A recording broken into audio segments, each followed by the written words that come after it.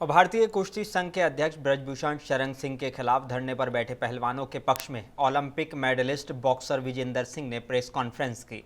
उन्होंने ब्रजभूषण के खिलाफ अब तक कार्रवाई नहीं होने और प्रदर्शन कर रही महिला पहलवानों को सड़कों पर घसीटे जाने को लेकर भाजपा सरकार पर निशाना साधा।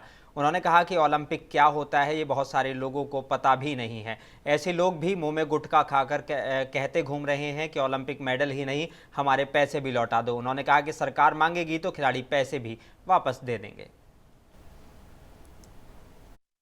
काले की नीति चल रही थी और उनको एक रेस्टोरेंट में दाखिल नहीं होने दिया जा रहा था कि उन्हें बताया कि मैं ओलंपिक गोल्ड मेडलिस्ट हूं, तो उन्होंने उसको बाहर फेंक के मारो, बोला कि तेरे जैसे ओलंपिक मेडलिस्ट बहुत आते हैं। तो इस बात से आहत होके उसने अपना ओलंपिक मेडल ओहियो नदी में फेंक दिया था। उसके बाद जो क्रांति आई थी पूरे यूएस में, और आप देख सकते हैं कि यूएस दुनिया का सबसे नंबर 1 मुल्क है, तो ऐसे लोगों की वजह से वहां के लोगों ने उन लोगों का साथ दिया कि भैया नहीं, रंग भेद नहीं है, हमें नहीं अलाउड है। लेकिन हमारे यहाँ उल्टा होता है। हमारे यहाँ जब हमारी बहनें ओलंपिक मेडल नदी में फेंकने जाती हैं तो वहां सबसे पहले उनका मजहब पूछा जाता है, हिंदू हैं या मुस्लिम हैं, चलो हिंदू हैं।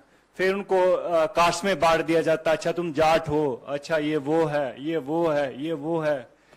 लेकिन ऐसा बन के दिखाओ, आप ऐसा मेडल लेके दिखाओ।